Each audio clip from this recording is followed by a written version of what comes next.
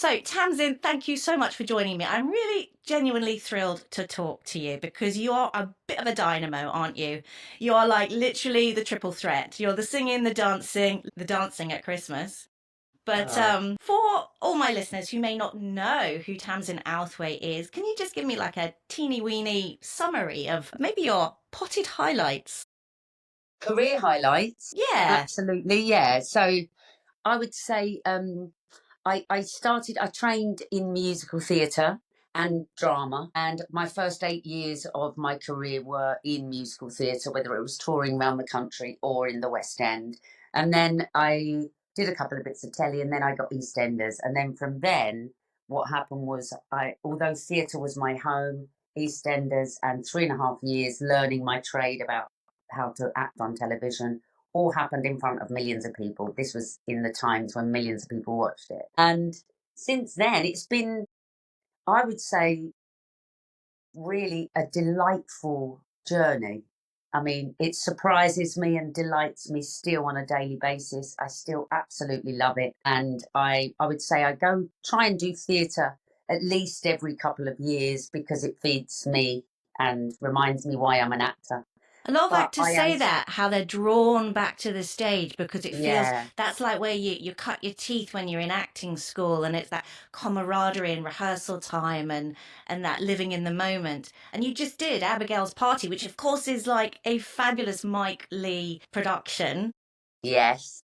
Good to be back on the stage, I would imagine. Absolutely. Yeah, so last night I actually did go to the theatre with one of my co-stars of Abigail's Party and the director of Abigail's Party, and we're still in a little bit of a cloud and fluffy bubble about it because we had such a wonderful time and it was very successful. And I think that reminded me that, I do just love it. And I'm now doing I'm doing a Channel 5 series, so I'm up and back and forth to Birmingham. And it has different qualities, and I do adore doing television and playing different characters, and then they're done. But there's something about the theatre that you never have to watch it back, so you don't have any, criticism or ego about it. It's basically you're in it, you're in the moment, and the immediacy from the audience, how you affect them, is probably the root of why we start acting. That There's a that instant gratification, or it's not even gratification, but the instant way that you affect an audience in whatever way that is almost addictive. I would imagine it's that dopamine rush, isn't Yes. it?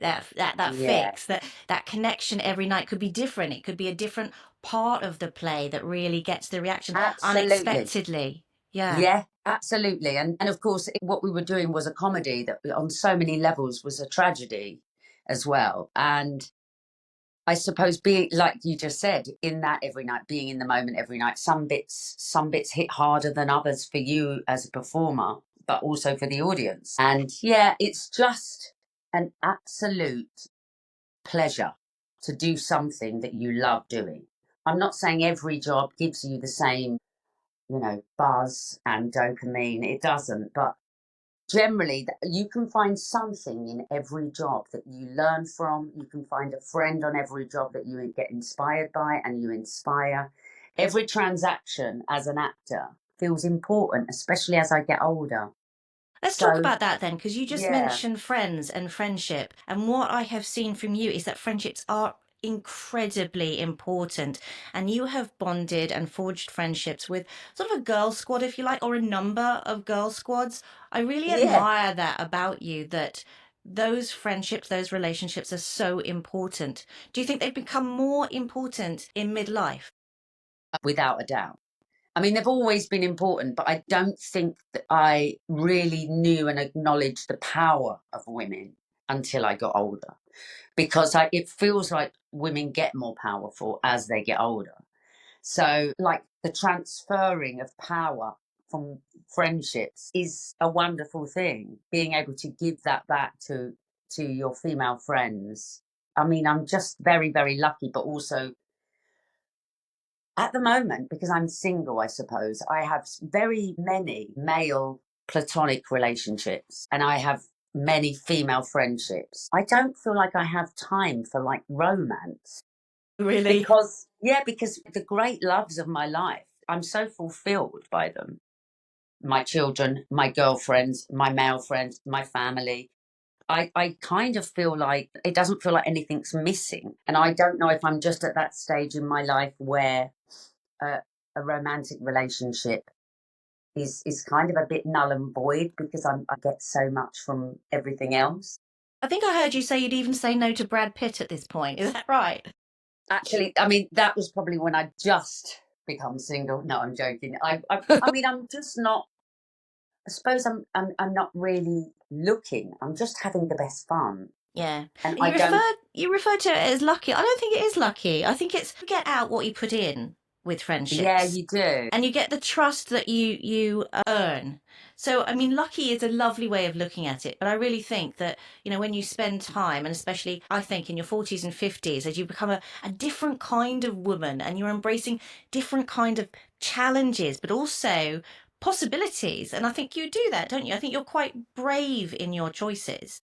Yeah, I'm getting braver, as Donna Ashworth's book did teach me, which Growing I got. brave. I've interviewed Yeah, Donna. She's she's fantastic. fantastic, and I will read a little poem from that quite often, a Yeah, couple of times a week. And it's just affirmation, isn't it? It's just reconfirms to me that I'm on the right path, that it is right to be brave, that it's okay to challenge yourself, step out of your comfort zone. It's not time for me to sit down under a blanket and just watch TV at the moment. And so I suppose, it's a very interesting and experimental time in my life. And it's at this stage, which is, well, I can it's see kind that of through a surprise. some of the work that you've taken on, or some of the challenges. Let's say the Masked Dancer, Strictly Come Dancing at Christmas. You are putting yourself out there for potential failure, but I mean, you do 39 out of 40, not bad with Nikita. Gotta hand you it. But you are, and I think that's the bravery of a woman in her 50s, is that we kind of got the effort filter. We're not bothered. We Yeah. can fail and we can get back up again. It doesn't bother us as Yeah. much.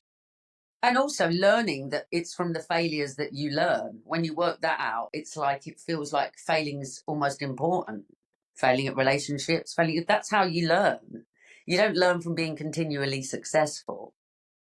So I think, yeah, it's That's being true. comfortable, isn't it? Comfortable with failing. Now, you're also I think you're very positive about aging, which I think is wonderful.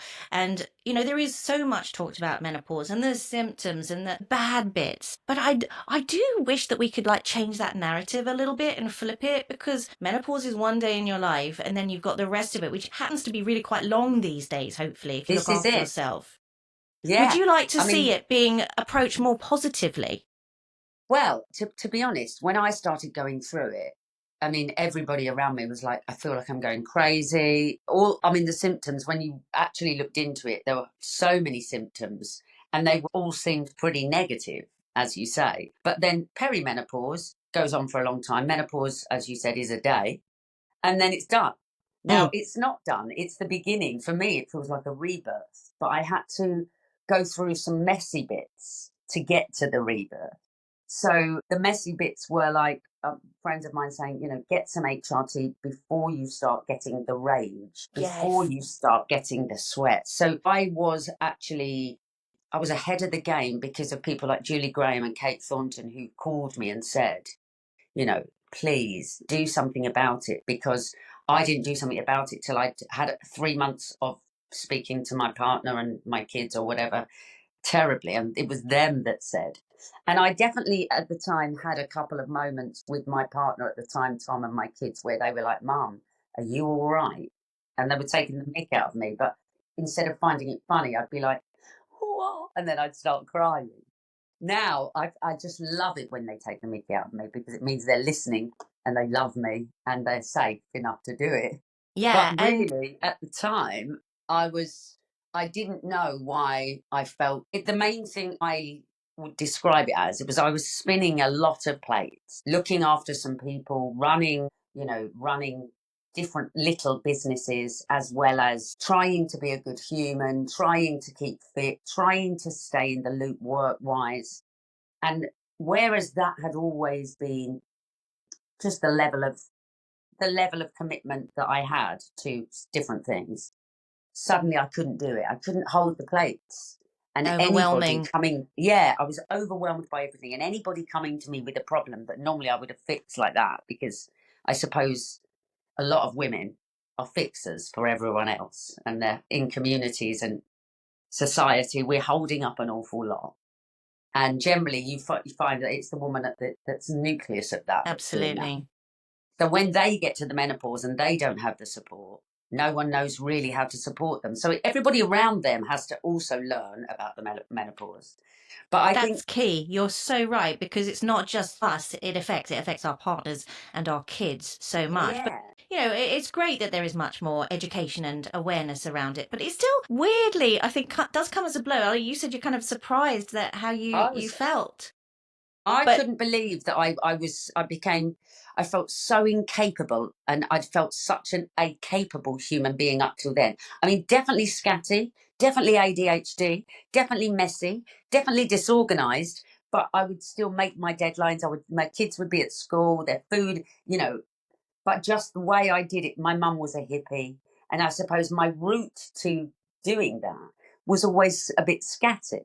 But when it came to work, I was on the ball, I knew my lines, it was just socially and stuff where it didn't matter so much. I've always been a disorganized human, I suppose. can I But touch when on I that hit the then? menopause, Yeah. I couldn't even, like, the school run and dinner felt like massive. How, like, I've got 17 emails to answer. I couldn't even, the idea of doing one was awful. So I think then that's when you realise, obviously, it's about your hormones dropping. And the minute I got on HRT and worked all that out, of course you have days like it, but it's very doable. And also, you reframe everything, because suddenly it feels like, oh my God, my power's come back, and this is a rebirth. Yes. Because Very now exciting. it's exciting. And also, my female friends are going through the rebirth at the same time. So suddenly everything feels kind of sparkly and, Great word for it. Sparkly.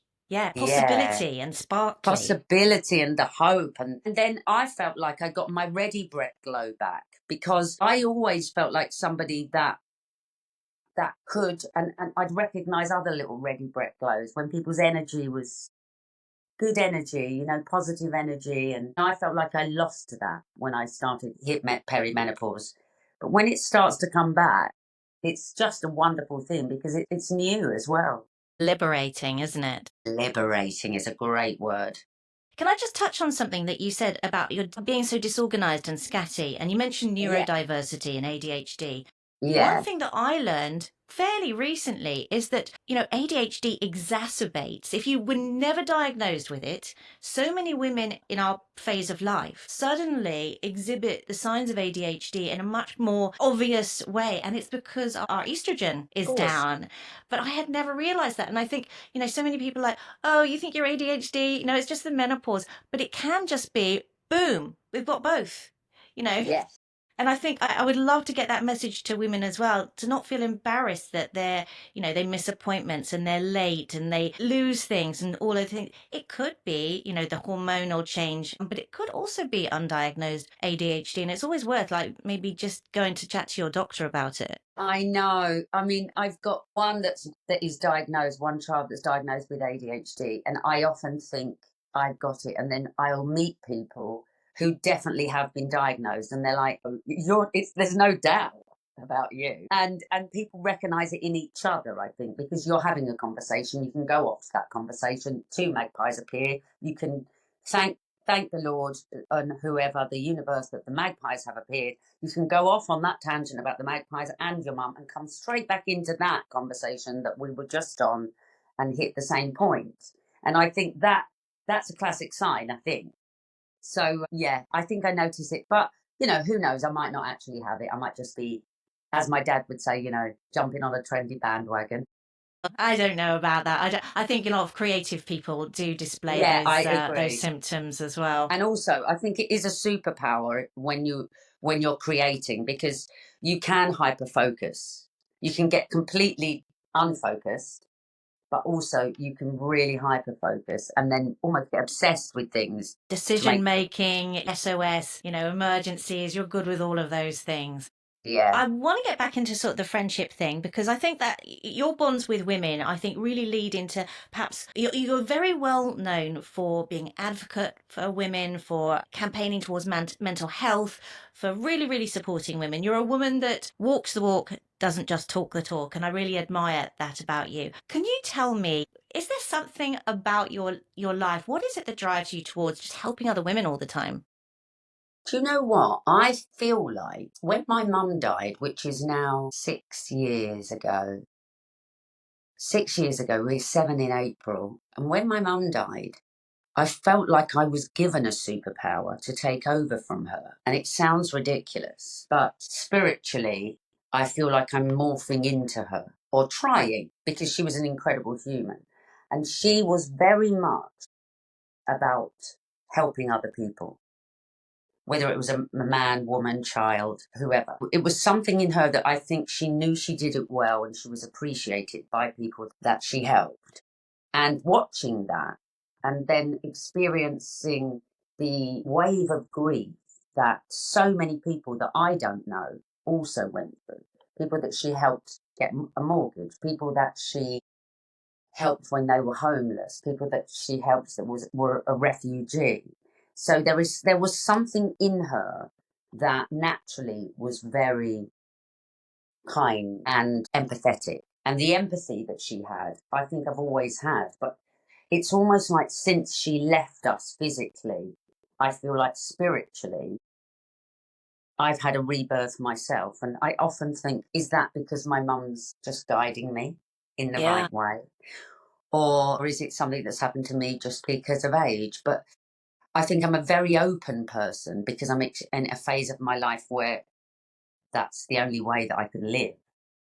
Open to possibility, open to spirituality. You know, as I'm talking to you now, a robin just landed out there, and my mum, the robin, and we always talk about the fact that, oh look, mum, and my kids will be like, nanny, and so we'll talk to the robin, and so I just feel like she's with me and she's watching me, Yeah. Yeah. and I think I always had it in me, but it was absolutely accelerated into a whole new wave of course I want to help other people. Why would you? What Stepping else would into I her do? shoes. Yeah, that's another Yeah, Donna Ashworth poem right there, isn't it? All about, handing generationally our wisdom through women down the our line. ancestors down the line. Exactly. Well, Yes, so that has now driven you to create We Free Women, which I've been yes. watching and observing, and the work that you do. If you can explain it, you'd explain it far better than me what you Yeah, do, of but course. it's a Well, I base beautiful project.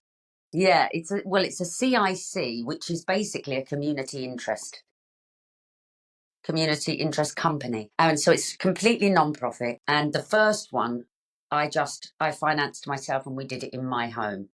And we had 10 women and it was all born from Instagram. So I was on a retreat in the Dolomites on my own because I like to do a solo retreat. And this only came about since I hit perimenopause, where I couldn't hold everything together. So I would go on a solo retreat. I would fill my own cup, basically, because our motto is you can't pour from an empty cup. So then I would come back into my life rejuvenated and also with boundaries where I could not take on that energy. It's just really, it's self-care, it's mindfulness, it's the stuff that really my mum always practiced without having labels for it, I suppose. And then when mindfulness became something that I practiced, it came from her. She talked about it first to me. And then I went on a retreat 2 years ago now, actually this week, 2 years ago, and I had lots of different treatments. And it wasn't like just massage and facials, it was a shamanic healer. Yeah. And so I had this incredible session with this shamanic healer. And at the end, I said, I'm really sorry I fell asleep. And he said, you didn't fall asleep. He said, you were shaking the whole way through it. Really? Yeah. And I said, oh, wow. Anyway, he said, go back to your room. He said, don't go on your phone. He said, just allow whatever's happening to come through you and go and lay down. And I did. And I laid there for a few hours. I just remember that night I wanted to thank the retreat for how I felt, because I felt like something had cleared. Bearing in mind he did an awful lot of the healing over my womb, which was probably unhealed stuff. And then that night I thanked them on Instagram and said what I'd had. And basically the amount of women that just were like, this is what I need. Oh my God, I Mm, wouldn't be able to get away from my kids for 2 nights, or I don't have the money for a retreat. Of course, people paying for it, it's like thousands of pounds. mm. You can't just. And I thought, yeah, but how this could help so many people. It's almost like it felt like it turned a tap on inside me that that was, I have to keep this up for If myself, but also now I know how this is helping in my own family unit and with myself. That ripples out, that filters down to everybody else. Me being a better human, a kinder human, a happier human, it all trickles out. And I just basically on Instagram was like, what an amazing idea. And then I started to kind of connect with people. And then suddenly there were all these practitioners that were coming on going, I'd like to help. Let me help. I amazing. volunteer. Let me do this. And probably within 24 hours, I had a team of people. And I stopped on my own retreat and I started what felt like organizing a festival. It's just like, well, I'm just going to cancel that massage for now because this is my new self care. That's your purpose right there. Yeah. And it felt like the first retreat was the most magical thing ever because us as retreat angels, or now they're my co founders, I have 6 co founders who are all incredible. 2 of them were good friends of mine anyway, and I knew they'd be brilliant, and they offered. And the other 4 I met through Instagram and through bringing them onto retreats. So I have Chrissy, who is basically our head chef, and now she's a co founder. She's nutrition, food. I have Becky, who does all of our comms and so much more. And with Jen and Rachel. And then my 2 friends, Maria and Kath, have come on. Maria chooses the women and vets them all. And Kath does so much. And we basically, between us, we have started what feels like a movement because we've got so many people that we work with now each time, and everyone still does it for nothing. Everyone's a volunteer. We pay their travel expenses. And I think what's happened is it's done as much for us as it Yeah. has for the women. It's life changing. So, for instance, we just did our 5th retreat last June, and we're doing our 6th one in 2 weeks. And last June, the one that we did in Kent was just, I mean, the women came in and we had our welcome circle, 10 women. They came in broken. We had people that were terminally ill, that had cancer, that were young in their 30s, to women who were struggling with the rest of their family and addiction, women that had 4 kids and they'd just found out their husband was having an affair and they were pregnant. So these women needed to have a break from their own life to almost find out about their own power, learn the tools that we were going to teach them so they could go back into their own life and feel their worth a bit more and work out what makes them feel good. I mean, it's literally breath work, a bit of Yeah. exercise, yoga, walking in nature, foraging, nutrition, cooking, talking. I mean, it Simple goes on. stuff. Mindfulness, simple stuff, cold showers, stuff that doesn't cost anything.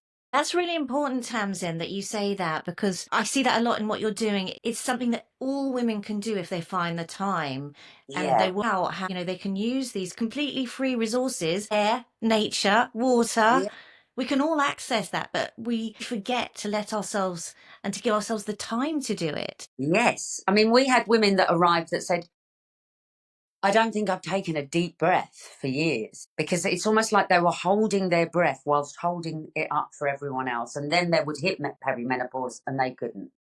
So we've had one retreat that's been kind of had a theme of cancer where the nutrition and the talks were based around that. We had one that is menopause where the women are just ill informed but being bombarded with a lot of information, and they have to work out what works for them. So we have this wonderful woman called Louisa Bradshaw White who does ecstatic dance and breath work. So that sounds fun. We try to end with the ecstatic dance. It's like a silent disco, and she takes you on a journey of an hour through music. And everyone has bare feet and they're on the grass, so they're grounding at the same time. How amazing. And it's just that's the one thing. I mean, we do join in a lot, but our angels, the people that all of our volunteers, we all join in that, so we all come together. And we've had the most spiritual experiences where we've all ended up cuddling in tears, dancing, and where it takes you. It's like it's therapy. It's therapy without sitting down and talking about your problems. It's feeling them, letting them exist, letting them rise, and dancing through them. That's what And it letting them feels. out. Yeah. Yeah. There'll be people listening to this who thinking, oh my gosh, that's exactly what I need. How Yes. on earth could I be considered for this? So it must be really hard for the people who go through the nominations and applications. Yeah. You'd want to include every single Of person. course. I mean, How do you call that? that's well, we could do one every weekend and still not help enough people. An awful lot of it is finding a group that we think will blend well because they go off with a new support network and a new WhatsApp group. And every one of the last 5 retreats, they're all still in touch with each other. They've made friends. You know, some people went back after retreats and they started the company that they've wanted to for years. They wrote the book. They left their husband that they should have done 12, 15 years ago. Things like that. It's really about reconnecting with yourself. So I think the way that people have to actually apply, normally they are nominated by someone else.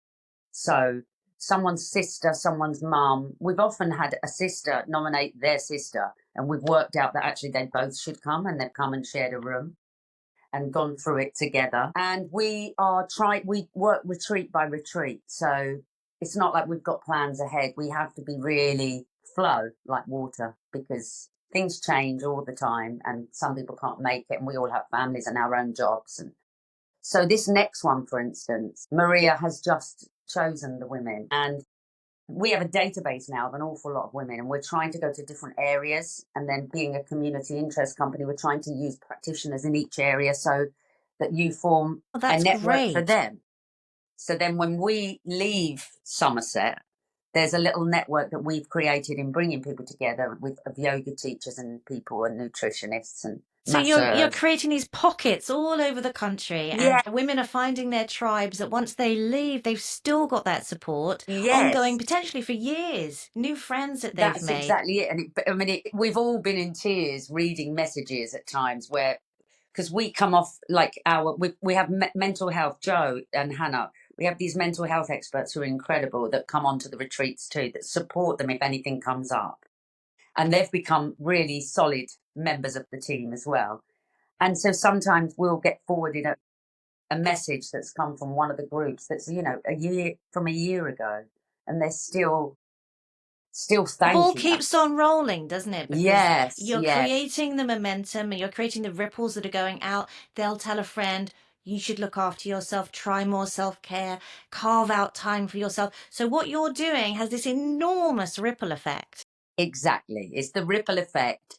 And then people stop. I mean, our cups fill up from the people around us, and then we pass that on. I mean, for the actual Chrissy will be making the food in the kitchen. Rachel will be dragging yoga mats from here, there, and everywhere onto grass. Becky will be doing everything. Maria will be bringing in the guests. Kath's doing food and this. I mean, Jen's doing this. And we don't all go on every retreat. We sometimes call in people that just keep contacting us saying, "Can I help? I Yeah. want to do something," and they want to feel the love. So we'll be in the kitchen and it's very much the practitioners. We have our little uniform and the women are outside with, practitioners, and we're where we are in the kitchen. Someone will come in going, "Oh my God, I've just been in that session. And that lovely woman is really opening up and it's really wonderful." And then we'll go and watch for a bit, and just support. And then we'll all be in tears. And then we go back into our kitchen and we're like, "I'm so pleased," just at what we do. And it affects us too. It's It so reminds us. fulfilling. Yeah. It reminds us why we started it, you know. Your It's mum really, would be really so cool. proud of you. You I must know. feel that. It's just such, I mean, you said you had a robin outside the window. Now I can imagine she just keeps watch over you and she can't believe the difference you're making to women's lives. It's made me quite choked, Me actually. too. I really do think she can see it as well. I think so. You are amazing. 2 years, it's 2 years this week that, or yeah, our first retreat was in 3 weeks' time, yeah, 2 years ago. But what I thought of it in the first week of Feb. So And it that, feels like and the fact that, none of my co founders have dropped out, it's not, we literally have 5 grand in the bank. Yes, give us all the food every time. And what we do is with that money now, we normally rent a place. So most people give us their places for nothing, which is wonderful. But when we find somewhere that's perfect for it, we did rent a place once on our last retreat, and that's where the expense is. But they did a really good deal for us, and it was so perfect because there was a yoga room and there were peacocks on the land, how and the beautiful. place was beautiful. Sometimes we forfeit stuff because someone's going to give us a place. We are literally in bunk beds, but when we're trying to give everybody there a room each so that they can. On the first retreat, it was literally in my house, and there were people sharing rooms, beds. So we've obviously moved on from that. You've But evolved yeah, from that. Do you I think think when it's, sorry, Tamsin, no, you no, go I ahead. think when people are being gifted it, there's not a place really. They don't complain They're about, just appreciative of they're everything just that you really, do. and they're so grateful. And the best thing I think about it is when these women arrive, a lot of the time, the people that we choose are the ones that say, listen, I don't think I deserve this. When you're having the Zoom with them, they're always saying, I don't deserve this. I know people that deserve it much more. And normally you find they're the people that really need it They because always they put just themselves so, last, don't they? yeah, Always at the that's bottom. it. So Everybody what we else is try and above, teach them is if you put yourself first, your cup will be full. and it can overflow So, and help others. yeah. Do you think it's really helped your grief journey then? Yeah, as Must part have of it, done. Yeah. massive part of it, without a doubt.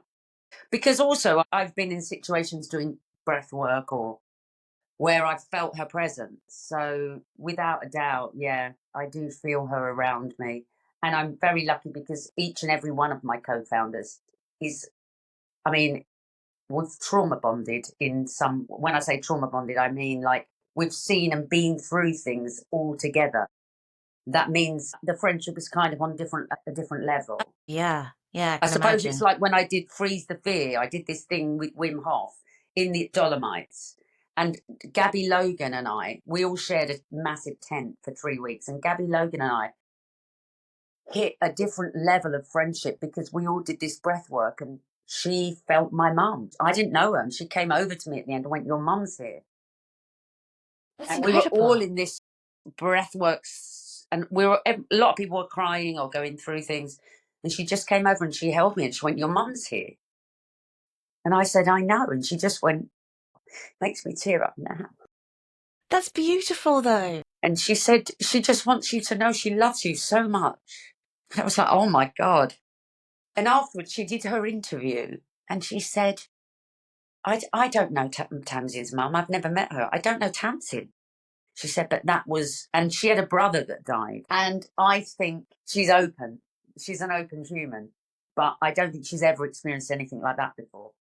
That And so, of connects you in course, a way that is just unbounding, isn't it? That yeah, your mother went through through that Gabby channel Logan. to get to you. That's so Yeah, beautiful.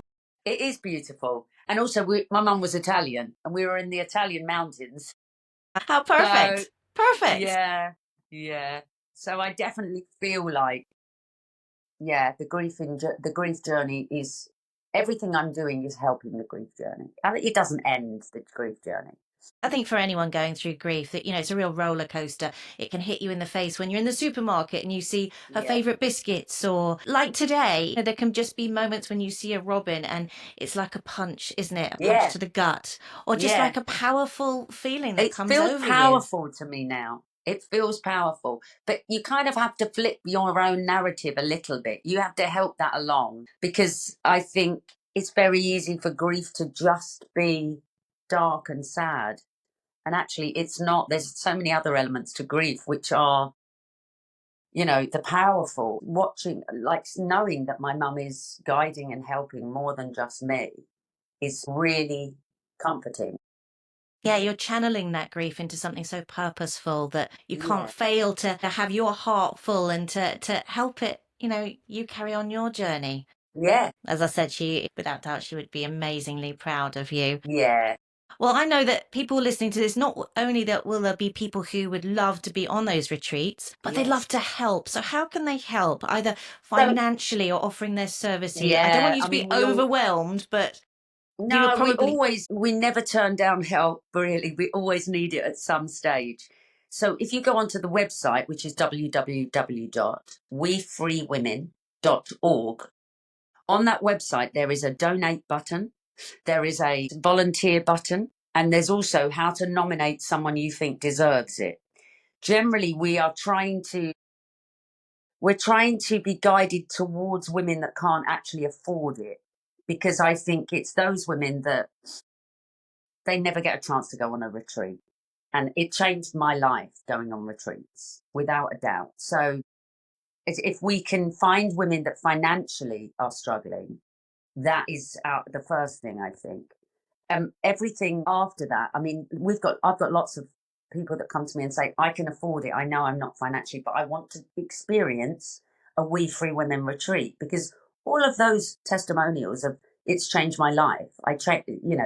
They're a massive advert for what we do, because you speak to any one of the women that we've helped and they will all give you a really honest and incredible testimonial about what it's done for them. So we have got people asking us that can afford it. So we're thinking of finding a way to do these retreats where we do one retreat and people pay. The people that can afford it pay. So we just do retreats with women that can afford it. And that we call it the Pay It Forward retreat. And that retreat pays for the next group of 10 women who can't afford it. So we're all about paying it forward. And then we create a retreat called Pay It Forward.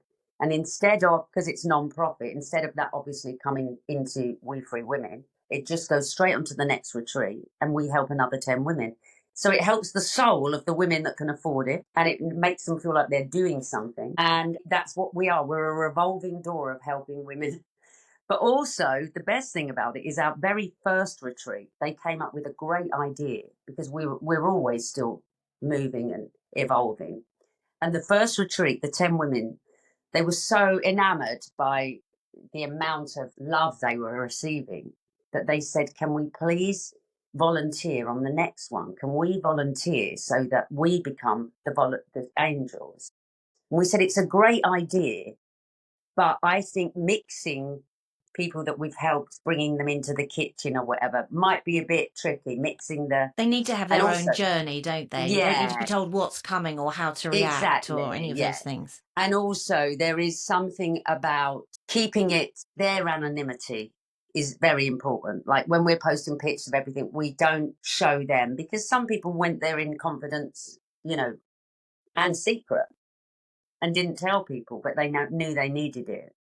So yeah, it's an ever evolving thing at the moment, but it is a movement, and I'm very proud of it. And how it touches people, the way that it touches people, and then they want to help again, or it's just really, It's that's magical. extraordinary, isn't it? And that is the Yeah, power of women, I think. When women genuinely support women, we are absolutely off the charts with what we can I offer. know, really Amazing. are. Now, You you know what did they say, tea. Oh, don't you? what? Sorry. They say if you want something done, ask a busy woman, and that somehow I have these 5, 6 co-founders who are extremely busy, but they love doing it so much. They find the Yeah, time, they find some way of doing it. yeah. You are teasing that there's some exciting news coming on Instagram. You're going to What? share it with me. Yes, This won't be soon. coming out until March, so it Okay, won't be a spoiler. it won't be a spoiler. Well, we are collaborating with Donna Ashworth. My favorite person. I was literally Yeah, just reading her this morning. oh, brilliant. But we're also collaborating later on with their nibs, the pajamas. So basically, what we're doing with Donna is we're going to do we're going to do a photo shoot. We're going to actually set some bits up, and it's happening quite organically. But she is so wonderful, and she gives a portion of her profits to a charity, and she always has. But she's just about to switch to our charity, so we'll be the chosen charity for a while. So that'll That be is lovely. is a perfect It's a partnership. What perfect you're fit. about and what she's such an empath, and I she's know. has such an intrinsic understanding of women, and articulates our grief and our emotions and our wisdoms and our so many things. She is remarkable as a woman. She's so clever. She's such a, but also she's like, there's something about her that's kind of, she's got a business brain, but she's an empath. And so she saw something in us and what we were doing. And I've always loved her books since the first one. So the fact that it's a two-way street, we were supporting each other a while back. And I think she gives, I mean, when we do a retreat, she'll send 10 books and we put them in the bed. But Her she also journal has, would be so perfect, of now she's course. got her journal. So at some point she's going to actually come on the retreat and do a talk and like a session on journaling and how poetry and reading and writing actually helps you. She's got a wonderful understanding of the human psyche. Yes, She yes. really does. And she, like you say, she's so eloquent and she's very talented at writing. So she's just this all round beautiful energy. She gets my vote for poet laureate, I think. We need Yes, someone, definitely. we need Donna to get poet laureate. What a beautiful way to end, I think. I'm Ah, so glad that you and Donna are partnering up. That really is a outstanding partnership, and I'll be looking yes. forward to seeing more on that. So again, I just want to reiterate, if anybody wants to nominate or to help, offer their services, or just support actually, go Yeah. to your Instagram, that's We Free We Women, Free Women, or to go to Instagram, your or website is wefreewomen. wefreewomen.org. So if people want to help financially, how else can they do that? So apart from donating on the website, on the button, and also GoFundMe on Instagram, how people can donate without even realizing, because it's not their money, is on Easy Fundraising. And so what you do is you download Easy Fundraising, which is an app. You put which charity you'd like them to donate to. And there are lots of different retailers. So, for instance, Amazon, or everyone that you would be ordering from, Morrison's or whatever. You go into Easy Fundraising and you order, they send you straight to the site, but they put a percentage of what you've paid onto We Free Women, which is That's so just fun. easy. It's And easy, it doesn't exactly cost what you a does what it thing. says on the tin. It's My such gosh. easy fundraising because you do nothing, it doesn't come from you. I've never heard of that. That's Yeah, fantastic. it's Give me the fantastic. website. So it's an app or you go to a website? Website or app, Easy Fundraising. You put in your own charity, which is We Free Women. And we've just literally only in the last week, it's a very small amount that they donate, but it builds up because if you're ordering your food shopping, you just do it through there and then they tag it on. It's fantastic. I'm going to add that to the show notes. That's a great way of helping. Yes, thank you.